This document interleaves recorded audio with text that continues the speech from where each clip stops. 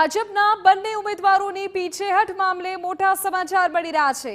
આજે સવારે 10 વાગ્યા આસપાસ બંને ઉમેદવારોને જાણ કરવામાં આવી હતી। સૂત્ર પાસેથી આવી વિગતો। વડોદરામાં આંતરિક વિવાદને કારણે ઉમેદવાર બદલવાનો લેવાયો નિર્ણય, તો સાબરકાંઠામાં જાતિના વિવાદને કારણે ઉમેદવાર બદલવાનો નિર્ણય લેવાયો હોય તેવી જાણકારી। આ બંને બેઠકો પર હવે નવા નામોની યાદી હાઈકમાન્ડને મોકલાઈ છે।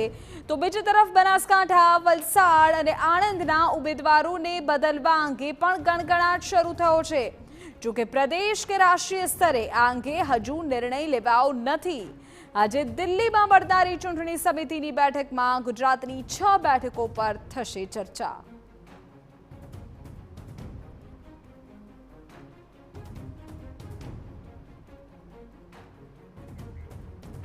તો હોળી પહેલા જ ભાજપમાં હૈયા હોળી। 1 કલાકમાં જ ભાજપના 2 ઉમેદવારોએ ચૂંટણી મેદાનમાંથી પીછેહઠ કરતા રાજકીય ગરમાવો આવ્યો છે। છેલ્લા 10 દિવસથી ચર્ચાના કેન્દ્રમાં રહેલા વડોદરાના ભાજપના ઉમેદવાર રંજન ભટ્ટે ચૂંટણી લડવાનો ઇનકાર કર્યો। રંજન ભટ્ટે ફેસબુક પર પોસ્ટ કરી અંતરનો અવાજ સાંભળી ચૂંટણી ન લડવાની વાત કરી, પરંતુ જે રીતે રંજન ભટ્ટના નામની જાહેરાત બાદ વડોદરા ભાજપમાં વિવાદનો બંટોળ ઉઠ્યો હતો, તે પણ તેની પીછેહઠ માટે જવાબદાર મનાઈ રહ્યો છે। રંજન ભટ્ટની જાહેરાતના પ્રત્યાઘાત સમયે તે પહેલા તો સાબરકાંઠાના ઉમેદવાર ભીખાજી ઠાકોરે પણ ચૂંટણી રણમાંથી પીછેહઠ કરી। ભીખાજી ઠાકોરે પણ સોશિયલ મીડિયા પર પોસ્ટ મૂકી અને અંગત કારણોસર ચૂંટણી લડવાનો ઇનકાર કર્યો। જો કે જાતિ વિવાદને કારણે ભીખાજીએ પીછેહઠ કરી હોવાનું મનાઈ રહ્યું છે।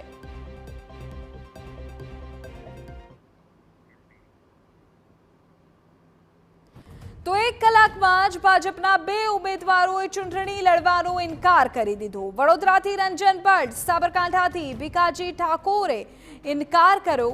અંગત કારણોસર બંને ઉમેદવારે ચૂંટણી લડવાની ના પાડી દીધી હતી। રંજન ભટ્ટે ચૂંટણી નહીં લડવાની વાત કરી, ફેસબુક પર પોસ્ટ કરી અને પોતે ચૂંટણી લડવાની અનિચ્છા દર્શાવી। રંજન ભટ્ટના નામની જાહેરાત બાદ વડોદરામાં એક વિવાદ શરૂ થયો હતો, જે છેલ્લા કેટલાક દિવસોથી સતત ચાલી રહ્યો હતો।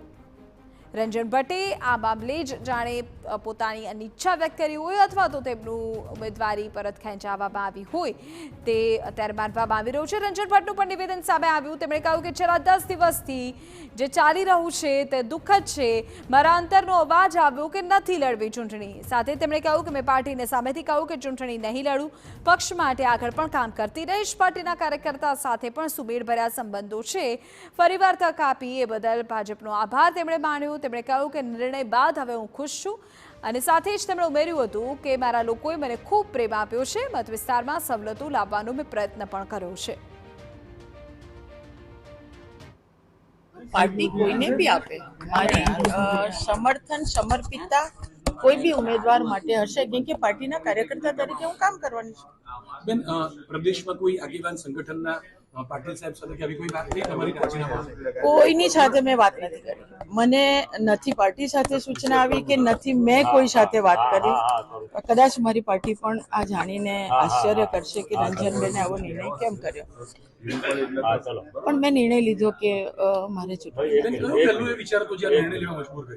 કોઈ વિચાર નહીં।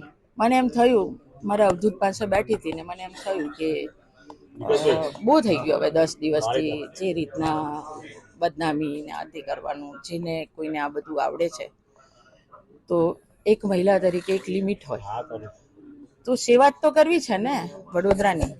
તો સાંસદ તરીકે જ સેવા થાય એવું તો છે નહીં, મોદી સાહેબના પાર્ટીના કાર્યકર્તા તરીકે પણ કરાય। તો સક્ષમ બેન તરીકે એક કાર્યકર્તા તરીકે કામ કરી અને વડોદરામાં જોડાઈશું, ભારતીય જનતા પાર્ટીને મજબૂત કરશું। તો રંજનબેનનો આ નિર્ણય અને આ સમગ્ર મામલે હવે જ્યોતિબેન પંડ્યાનું નિવેદન સામે આવ્યું। તેમણે કહ્યું કે રંજનબેન મુદ્દે તમામની લાગણી હતી, મારો એકનો વિરોધ હતો તેમ ન હતું। જે ઘટનાક્રમ થયો તેને હકારાત્મક રીતે લેવો જોઈએ। ઉમેર્યું કે સારા નિર્ણયોનું સ્વાગત કરવું જોઈએ। મતદારો વડોદરાનો વિકાસ જ ઈચ્છે છે। જ્યોતિબેને કહ્યું કે હું ભાજપ છોડીને ક્યાંય જવાની નથી।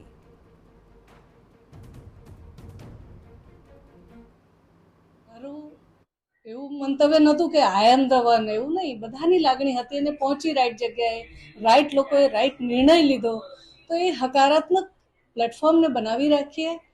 બેન પોતે પણ મનુષ્ય છે, હુંય મનુષ્ય છું, ક્યાંક પ્લસ માઇનસ થાય, but it is a game of politics. We don't want to make a game of individual. અને આપણે બધા કંઈક સારા કામ માટે જો આગળ વધ્યા હોય, કારણ કે તમે વડોદરાવાસી છો, હુંય વડોદરાવાસી છું, તો આપણને બધાને જોઈએ જ શું, આપણને જોઈએ છે કે વડોદરાનો ખૂબ તેજ ગતિથી વિકાસ થાય, અને એ માટે આપણે બધા આગળ વધી રહ્યા છે. અને એમાં મોદીજીની લીડરશિપ, ભારતીય જનતા પાર્ટીની ઓર્ગેનાઇઝેશન કેપેસિટી અને એના લીધે આવેલા જે પણ નિર્ણયો થયા હશે એ બધાઓને આપણે આવકારીએ, ધન્યવાદ કરીએ, બિરદાવીએ. તો રંજનબેન ભટ્ટે દાવેદારી પાછી ખેંચ્યા બાદ વડોદરાનું રાજકારણ ગરમાયું છે. પૂર્વ કોર્પોરેટર ગાર્ગી દવે પ્રબળ દાવેદાર હોવાની ચર્ચા છે. ભાજપના કાર્યકર્તા છે ગાર્ગી દવે વોર્ડ 18માંથી કોર્પોરેટર રહી ચૂક્યા છે. પોતાની સ્વચ્છ છબીને કારણે ગાર્ગી દવે પર ભાજપ પસંદગીનો કળશ ઢોળી શકે છે. સૂત્ર પાસેથી મળી રહી છે આ વિગતો.